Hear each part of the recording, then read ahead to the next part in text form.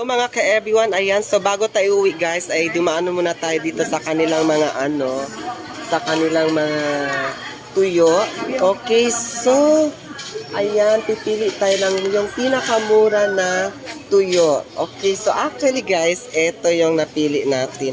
Kasi dadalhin natin yan sa Malayan. Okay, so ipapasalubong natin yan doon. Kaya ayan guys, so na-shock ako sa presyo niya kasi medyo mura. Kasi kung tutuusin guys, sa ibang lugar, gaya ng Zamboanga City, ay mahal ito. Tapos ito, magkano ito, madam? 100. 100 rin. Ito, 60. 60. Anong klaseng isda to? Ano ba yung klaseng isda?